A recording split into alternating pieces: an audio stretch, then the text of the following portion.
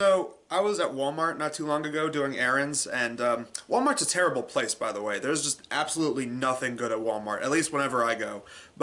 So I was there doing errands, and then I look over at a bargain bin full of movies, and I saw that they had this on DVD. And I vaguely remember them showing trailers for this back in like 2015, and I remember hearing bad things, so I was like, it's $1, just so that nobody else has to get it and has to sit through it.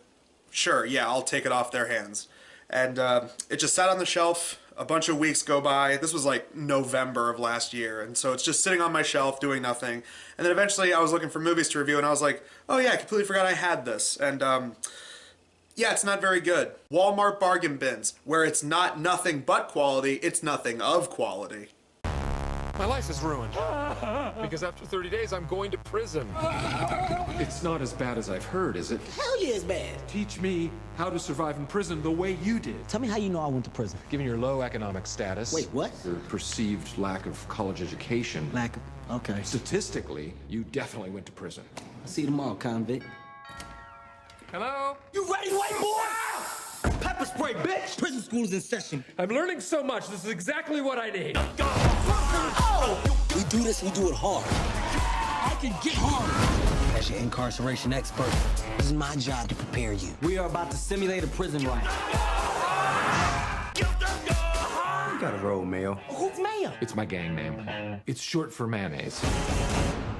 Let's start by talking about Will Ferrell. Will Ferrell has been in a few classic comedies like Anchorman, and he's actually proven to be an okay serious actor in movies like Stranger Than Fiction, and the rest of his films, you either love them or hate them, but I think we can all agree that it's kind of the Adam Sandler effect of he has some really funny films that are like nostalgic classics, and then he has a bunch of just utter trash that's just man-child nonsense with a lot of ad-libbing with him and his fellow SNL, Stand-Up Comedy Central, and Upright Citizens Brigade friends. Guess what? It's not just a Will Ferrell film. It's also a buddy movie with Kevin Hart, who, again, has been funny in certain films and has been incredibly forced and unfunny in other films.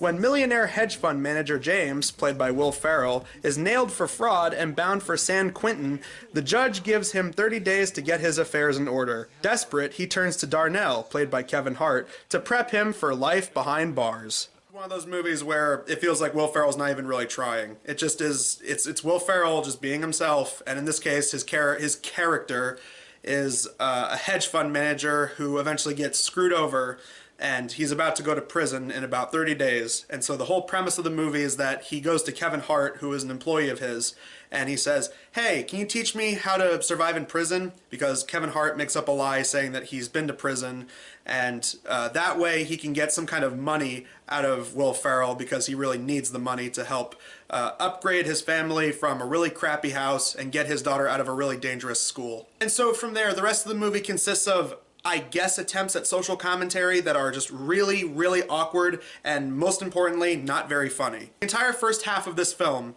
is nothing but pointing out that Will Ferrell is afraid of getting butt-fucked in prison.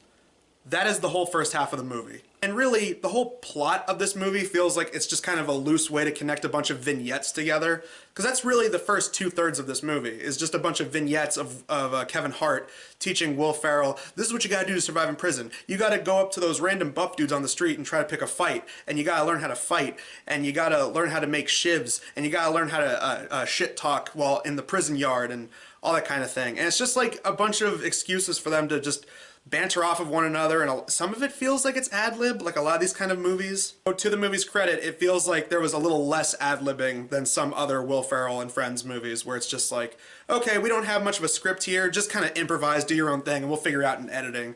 So it feels like there's a little bit less of that going on in this one. Like, for example, one of the vignettes is Kevin Hart trying to teach him how to survive in the prison yard, and Kevin Hart keeps bouncing around a bunch of different, like, alter egos and personalities. Like, he plays a thuggish guy named Leroy, and then he plays like a cholo named Carlos, and then he plays like an effeminate gay guy named Dante, and it's just like a bunch of Kevin Hart running around back and forth as these characters. He's like taking off his beanie and putting it back on, and it just goes on way too long. Like, out of all the bits in the movie, I remember that going on way too long. Needlessly so. In the wrong part of the yard, white boy. You lost this, eh? I'm very confused. Then go back where you belong. I don't know where I belong. I know where you belong. You belong with me. I don't want that. And there's another vignette where Kevin Hart says that Will Ferrell is so bad at trying to learn how to survive in prison, he might as well learn how to suck a dick. So they go to a gay hookup restaurant, and Will Ferrell is trying to suck a dude off in the bathroom, but he can't do it. Meanwhile, Kevin Hart's trying to talk to this other guy who's trying to flirt with him, and Kevin Hart's trying to tell him that he's not interested. And the only thing I found fascinating about that scene was the gay guy is played by one of the dudes from those Sonics commercials. Well, wait a minute. No, just tell me it's elves. But have it be the truth. Never mind. Is it magical elves? I guess he needed work outside of those commercials. I guess maybe the Sonic checks weren't coming in that month. I don't know. It's just weird, forced stuff like that all throughout the movie. In fact, there are parts where it feels like there is a plot going on, and then they just drop, and then they're immediately picked up way later in the film. Because surprise, surprise, Will Ferrell wasn't actually responsible for a bunch of embezzlement, fraud, and stuff like that. It was actually his future father-in-law, who was like a higher up in the company, and he was gonna marry his daughter, played by Alison Brie. Basically, the reason they had any of this kind of stuff happen was because they were gonna use Will Ferrell as their fall guy, and they didn't care about him in the slightest. They were just using him the whole time. And like, there's a part fairly early on where Will Ferrell calls them like, oh, do you have investigators to try and prove my innocence? And they're just hanging out on a golf course, and it's like, oh, yeah, we're working on it. And then the dad-in-law tells a couple of his boys, hey, make sure that, you know, Will Ferrell and Kevin Hart aren't playing detective, and, you know, make sure they're not trying to snoop around and figure out that we're the ones responsible for all this. And then all that just kind of drops and is picked up near the third act of the movie. Like, it is just forgotten about for long stretches of time. So that way the movie can focus a lot more of its attention on vignettes of Will Ferrell and Kevin Hart bouncing off of one another and trying to be funny. There's a scene where they go to Kevin Hart's gangsta cousin, played by T.I., and this is the one kind of funny joke in the whole movie where Will Ferrell teaches them how to trade stock. And every time we cut back to them, like, it's a bunch of gangsta dudes, like, talking about trading stock, and they're watching, like, the stock market. There's a part where they decide that Will Ferrell probably needs some more outside help, so that's why they go to T.I., but T.I. also sends them to, like, some, like, skinhead neo-Nazi gang that got out of prison, and Will Ferrell tries to talk to them, but of course they don't believe him, so they're gonna try and kill him, and then as him and Kevin Hart make a getaway, they have a whole thing, they call them out for being racist. And like I said, a lot of these just feel like vignettes. A lot of them feel like they don't even apply to the movie. Like, the actual story portions stop cold turkey just so you could have these scenes of these guys dicking around and trying to be funny. And then the actual plot gets going, near the third act of the movie, when it turns out, they find out that Will Ferrell's dad-in-law is behind all of it, and he has a lot of his like extra accounts and all of his criminal activity on this old 80s computer that he just so happens to have in the company building. They get approached by one of his boys in the parking garage of the company, and then that's when it all comes out, when Will Ferrell tries to use some of his prison knowledge that he learned from Kevin Hart, and Kevin Hart, not being from prison, actually comes out, and they're angry at each other for a while. Thankfully, the movie does not force a third act falling out, and then eventually there's a sad montage, and then they come back together. It's just one scene in between there where Will Ferrell thinks that he wants to join a gang and join up with T.I.'s crew, and then eventually Kevin Hart's like, no, I got more information about your dad-in-law. We can go stop them right now. And then there's a part where they're just hanging out in the car and talking about, like, oh, sorry, that happened. It's like, all right, well, I give this movie this. There was no forced third act falling out. Yes. I cannot stand that trope in movies, man. I cannot stand that shit. There's a big standoff scene where they're on the dad-in-law's boat and they're talking about fleeing the country, going to live on their own private island, and Will Ferrell and Kevin Hart stop them.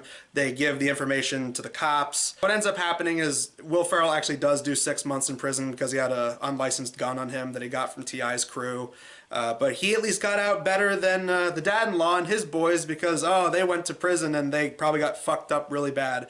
And meanwhile, Will Ferrell's assets were unfrozen, so he could invest in a car wash company that Kevin Hart wanted to set up. His family now have better living situations. His daughter can now get a better school. The movie ends with Will Ferrell walking out of prison perfectly fine and unscathed, and him and Kevin Hart are now good buddies. And that's just kind of it. That's the end of the movie. The biggest problem with this movie, it just suffers the same problem as other generic comedies that came out around this point, where the story takes a backseat to a bunch of unconnected vignettes for these actors to just bounce around and, you know, try to interact with one another and attempt to be funny. And I get it. Not every comedy is dictated by the story. A lot of the best comedies that we look back on and say are comedy classics aren't really dictated by story. But it just feels very sloppy and disconnected, and it just feels like, okay, well, you set up that the dad-in-law and his boys are going to be looking in on Will Ferrell and Kevin Hart to make sure they're not snooping around. And then that is, like, not brought up for, like, 30, 40 minutes into the movie after that point. That feels like a long stretch of not bringing them up. And the other problem with this movie is that they rely way too heavily on a lot of the same jokes. Oh, Will Ferrell doesn't want to go to prison because he doesn't want to get butt fucked.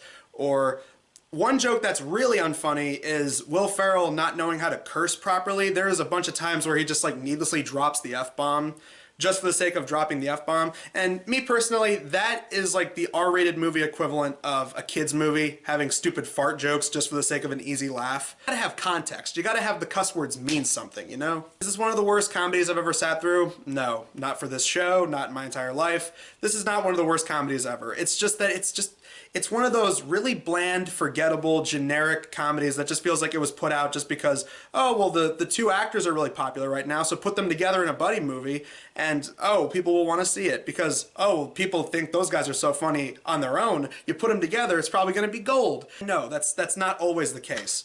This movie is just so forgettable and bland. Maybe you'll get a couple laughs out of it. There was one part where I chuckled. There was a couple of scattered giggles throughout the movie, but really, you could go your entire life without watching this movie, and it really wouldn't matter. I'm so glad I reviewed this movie instead of Holmes and Watson, because Holmes and Watson I thought looked bad from the trailer, and then I heard it was terrible from critic reviews, and then I caught a little bit of it on TV once, and I'm like, yep, it's as bad as I thought it was going to be, so not sitting through all of this shit, and I am not reviewing it, so yeah, Holmes and Watson is much worse than, whatever this was called. It's much worse than Get Hard will ever be. Oh, one more thing. That is one of the jokes they repeat endlessly in this movie. They keep saying, get hard, every chance they get, and it's not funny. It's the kind of thing that makes a 13-year-old laugh because, it's vaguely sexual. It sounds like erections. But it is so not funny every time they do it. Get Hard, it's not a very good movie. It's not one of the worst, but I'd say just skip it. There are way better Will Ferrell and way better Kevin Hart movies than this. So next time on Blockbusters show, we're going to be talking about another comedy, and it's considered one of the worst movies ever made.